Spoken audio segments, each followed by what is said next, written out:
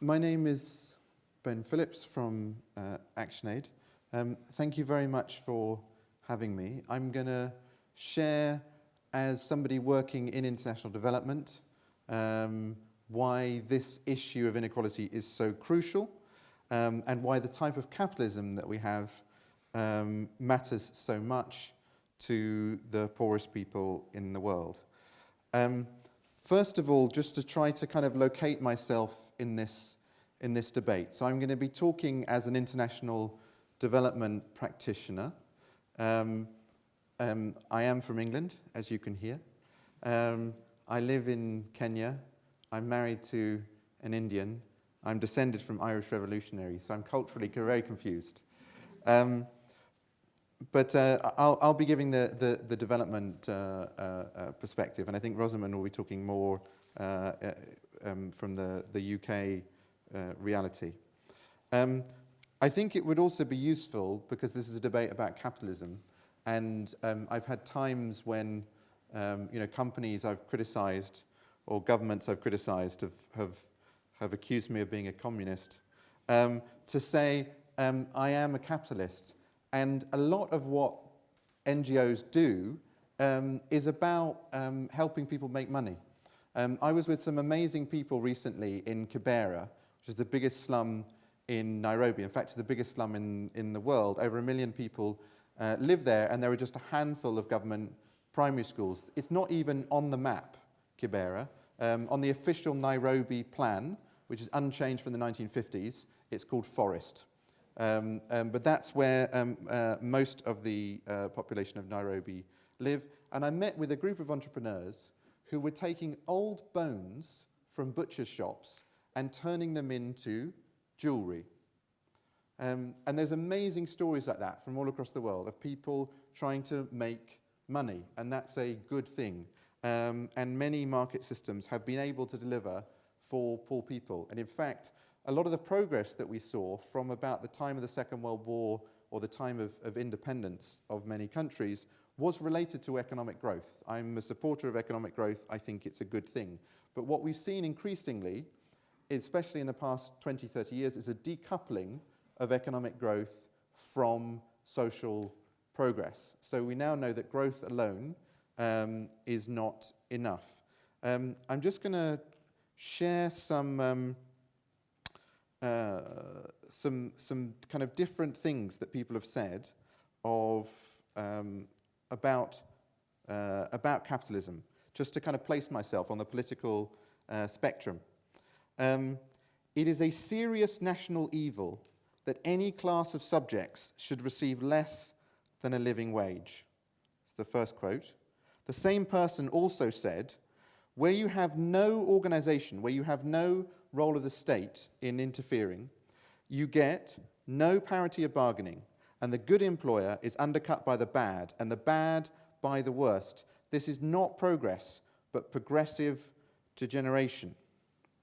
Okay, that's one person. The second person said, banking institutions are more dangerous than standing armies. Already they have set up a moneyed aristocracy that has set the government at defiance. The issue of the power of the banks should be taken away from them and restored to the people to whom it belongs.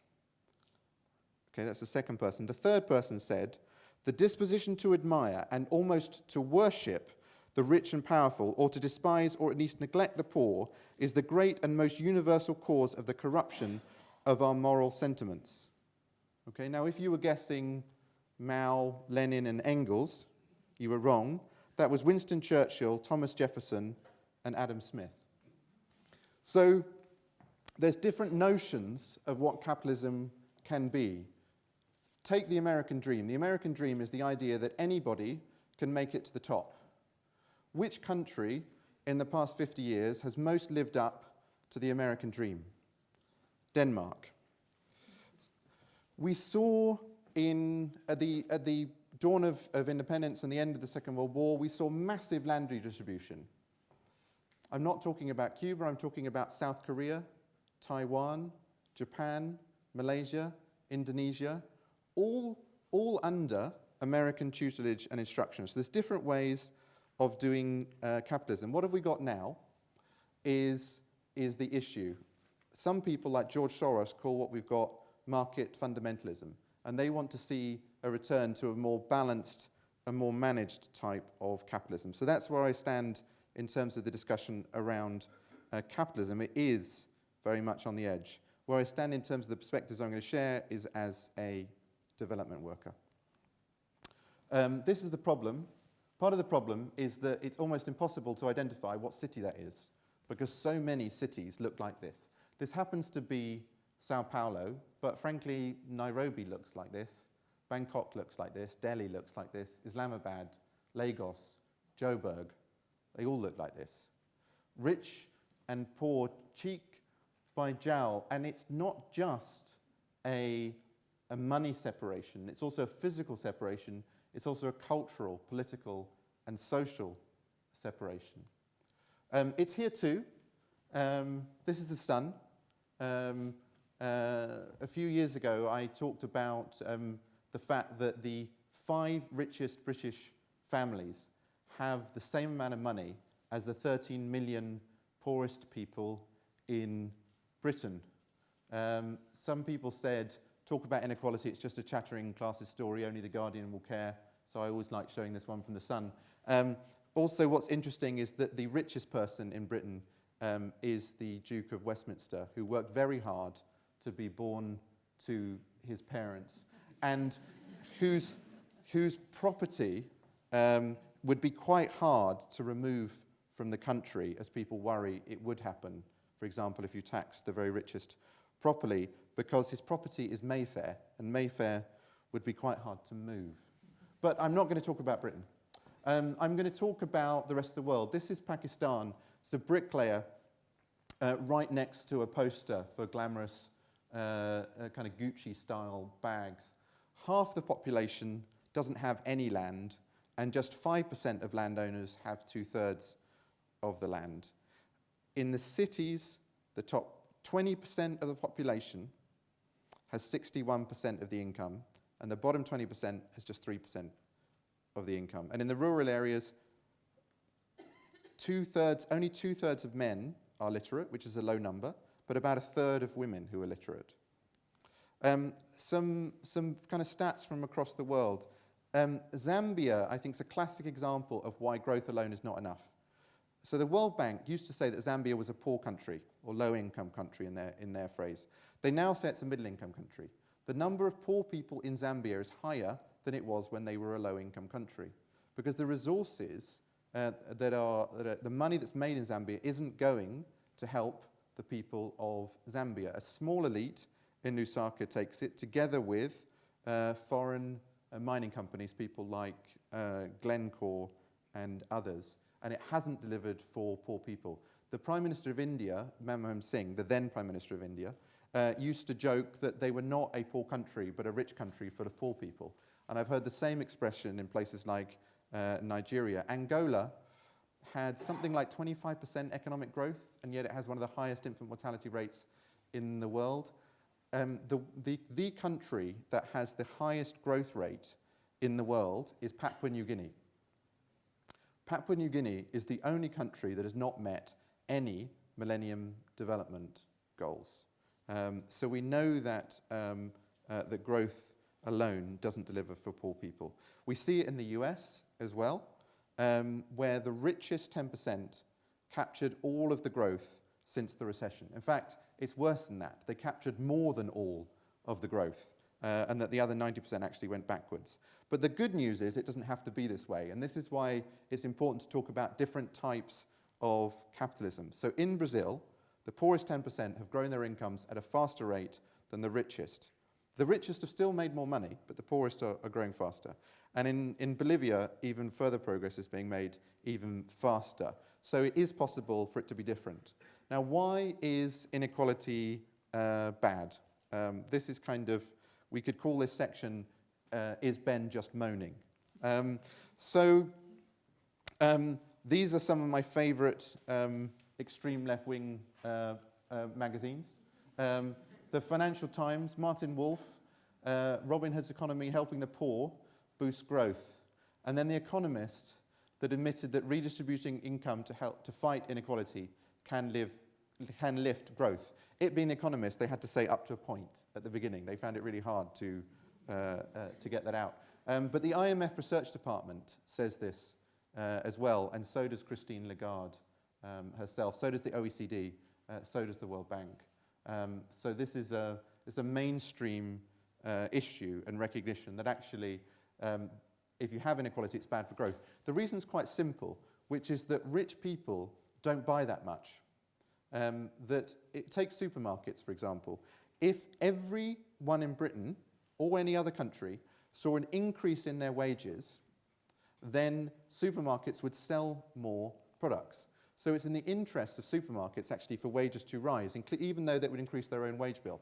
An individual supermarket won't want to do it because they'll be worried they'll be undercut. But collectively, supermarkets would benefit if everyone's wages went up.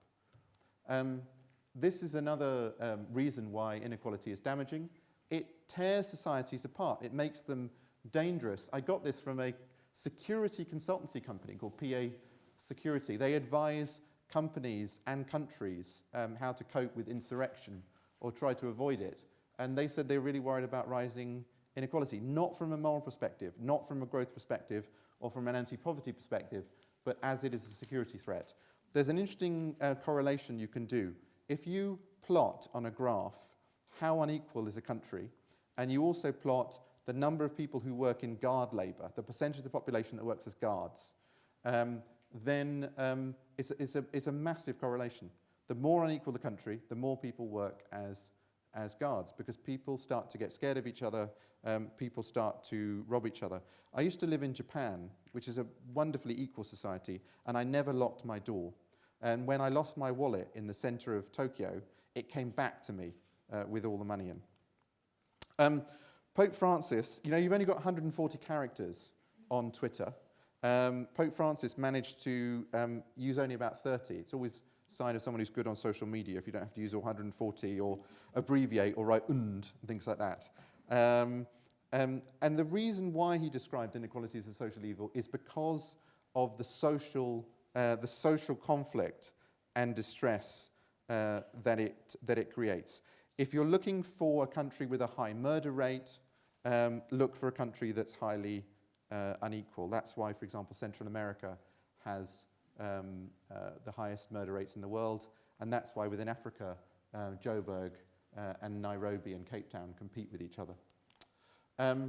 The last reason why inequality is so important is what academics call political capture, which is essentially some people have got so much money, they don't just buy boats, they buy elections. They buy politicians. They become immune from any form of accountability. And that then corrupts the democratic process. Louis Brandeis, who was a great US Supreme Court judge, said we can have extreme inequality or we can have democracy. We can't have both. Putting it right. What does it take to put it right? The first thing is that this isn't really a policy conversation. I can set out the policies. If you look at what the Lula government did, for example, in Brazil, and then you try and go a bit further than that, you start to tackle inequality. What did the Lula government did? They redistributed land to the poorest people. They increased the incomes of the poorest people. They organized the economy around jobs. They organized social protection for kids and the elderly, and they expanded health and education, and et cetera, et cetera, et cetera. That's the kind of package. It's not rocket science. The trouble is not the policy list. The policy list we could do in an afternoon at Murray Edwards for one credit. But the hard question is the politics. And the first thing is that our leaders will not lead us. So the idea that all we need to do is to produce research papers that prove something, and then we hand this to leaders, and they'll say, oh my God, I never realized. I'll do it now, is a false one. I used to get really frustrated when I lived in India about why the Indian government underinvested in health and education. And I used to think, you know, if we just keep producing reports and we show that it's important not just for child development, but also for economic growth, and they keep ignoring us, why is it? And so the politics was politics was wrong. And then when we started mobilizing about it, organizing people, we actually managed to get some significant increases in health and education funding. This one, you wouldn't trust these guys with this decision, would you? So this is why a bunch of organizations that you think of as anti-poverty organizations or feminist organizations or environment organizations, why did they come together? That's why they came together and they said, actually, for their mission, for the mission of tackling poverty, you need also to look at those at the very top. It's not an old idea. It's basically that in order to exalt the humble, we might need to humble the exalted. How do we get there? How do we achieve big change? Everything that we value, everything that's most, that we should be most proud of in terms of 21st century compared to, say, the 19th or early 20th. We don't really have colonies anymore. There's slavery in parts, but legal slavery has been abolished. Legal discrimination has been abolished. Women can vote. Apartheid has been defeated. How did all of those things happen? They all happened through public pressure. The same in more recent times. Any of you that were involved in Drop the Debt, if you're involved in Drop the Debt, you're the reason why there's now only 65 million kids missing primary school rather than 120 million kids missing primary school. It's because you were part of Drop the Debt. And we've seen on LGBT rights and LGBT freedoms as well, it's been public pressure that's made the difference. So we sometimes say we are the people that we've been waiting for. This is some of my colleagues having fun of the people versus the 1%. I made sure I was on the other side of the camera for this one, but then just a corrective to that idea that we're the people we've been waiting for. If we means the folks in this room, all of us who are relatively from a privileged position, I think the people we've been waiting for are the ordinary people doing extraordinary things in their everyday lives. These are women farmers from Congo, and the reason that they're out there with their farm implements is not because they're threatening to topple a government, but because they are demonstrating that they are farmers. Women in the north of India, who I spent time with, have a rallying cry, which is Mahila Bhi Kisan Hai, which means women are farmers too.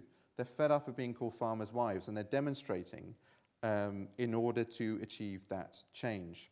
On the left-hand side are Zambians demanding that the mining companies pay their fair share of tax.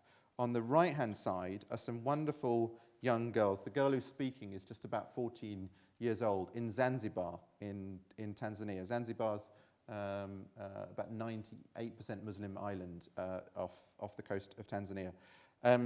So there's this 14-year-old in a hijab. What does she do? She organizes against child marriage. 14-year-old kid goes up to grown-ups and stops them from marrying off their kids. And she said, we are always polite, but we are also firm, which I thought was a lovely definition of the role of civil society. These are folks protesting against violence against women and organizing to strengthen both women's self-confidence and also to challenge men in the sense that violence against women is something acceptable and private. These are campaigners against land grabs. These are campaigners for tax justice. These are campaigners for climate justice. This is Fees Must Fall in South Africa, which is a beautiful campaign that's working to ensure that the promise of the anti-apartheid movement is fulfilled, and that the kids of cleaners can become the next students and professors, rather than continue to be excluded in a kind of economic form of apartheid. And this is Black Lives Matters in the States, again about the fulfillment of the promise of the country. These are Aboriginal protesters demanding justice from companies that pollute and destroy their rivers. I want you to come with me, though, to one particular place, having kind of rushed through a range of different examples. I want just to go to one particular place. I went to the top of a hill in Rio, and I took this photo. There at the bottom you can see the slums, and there at the front you can see where the better off live. And that's the divided society that Brazil has been, still is, but with some improvement. I was in a place called Maranhão, which is in the northeast of Brazil. Now, this lady, she's from a group called the Quilombola. The Quilombola are the descendants of slaves who ran away. They ran away to the forest in order to escape the brutality of slavery. They are the poorest and most oppressed of Brazilian. Her great-grandmother was a slave, and she is completely landless. And the way in which she has been making money, the way in which she's been being a capitalist, if you like, is taking the fruit of the coconut tree, of the babaçu tree, and turning that into all sorts of products. They're a women's group, they have a company, a cooperative company. They're doing amazing things with it, from skin cream to food. They even use the coconuts to fire the machines that create the other products. So amazing example of women's entrepreneurship. But they have been excluded and prevented. The situation's been made worse because the most powerful people, the old landowning class of the country, and they were telling me, they said, so the family that owns that land has owned it for 400 years. And the court is named after their family. And the politicians, the leading politicians, are from that family. So whether they send their private guards or the police, it doesn't make a difference. And because the value of land has increased and people want to grow biofuels and things like that, then these women were then being pushed off their land, pushed and told they couldn't come and collect the coconuts anymore. The tradition had been, even though they didn't own the land, they had the right to go to it and collect the coconuts from the trees. But then they were being pushed out with dogs, with guns, horrible stories about people facing live fire from landlords who wanted to get rid of them. But they started to organize, and they managed to get a change in the law. So now in Brazilian law, it says that these communities have a right to access those trees, and the landlords are not allowed to obstruct that right. So that right has now been enshrined in law. But it's still hard to make it happen in practice, because they said, well, in the past they used dogs and guns, now they use electric fences to keep us out. So this politician, he came to a meeting that they had organized to raise their concerns. And he's a minister in the local government. And he arrived late, and he was leaving early.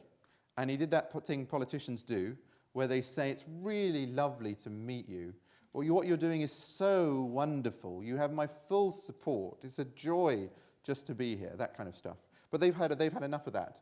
And so she says to him, no, you can't go now, stay standing. And then she said, I'm going to read you a letter. That's a letter. She said, we sent you that letter and you didn't reply. So now I'm going to read it out in front of all these people, and you're going to stand there and listen to me, right? So remember, he's a government minister, she's a descendant of slaves, landless, illiterate woman, challenging him. So she starts to read out the letter, okay? And then she reads out the whole letter, and then it says, the landlords must not obstruct, the government must ensure they don't, etc. Our right to the land must be uninhibited. And he says, thanks very much, I'll get back to you. And she says, no, you will sign it right here, right now. And it reminded me of that image at the end of the Soviet Union when Boris Yeltsin did that to Gorbachev. He sign here, humiliated him. And there was this guy being humiliated by this illiterate elderly lady. And I saw that is power, and that is how inequality will be tackled.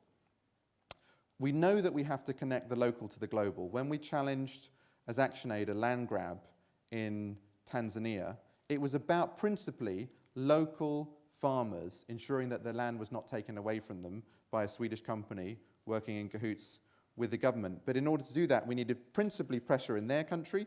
This guy's in a t-shirt saying land is life. But we also went around the world. So we got a big story in the Italian press.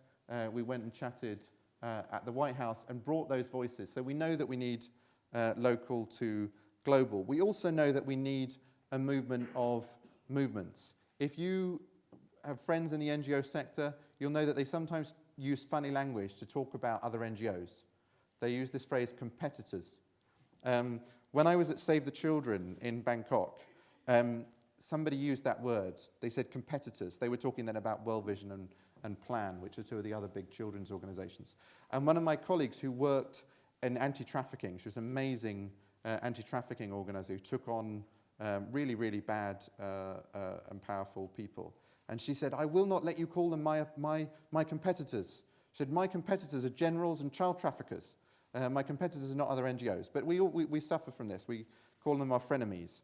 So it's hard for NGOs to work together. And so to see in this, not just an intellectual recognition, but a commitment to work together. Here you've got human rights, feminism, trade unions, faith groups, anti-poverty NGOs, all in one, and other networks all in one, committed to work together. We know it will take a movement of movements.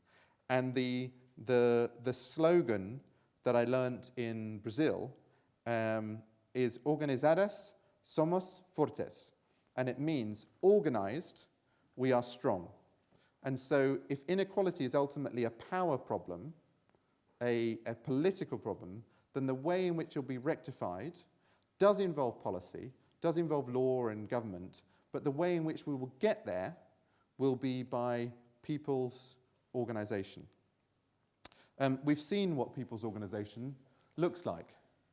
That's how Gandhi freed India. That's how Martin Luther King achieved civil rights. So this struggle, that struggle, the civil rights struggle of the US in the 1960s, we're rediscovering the tools.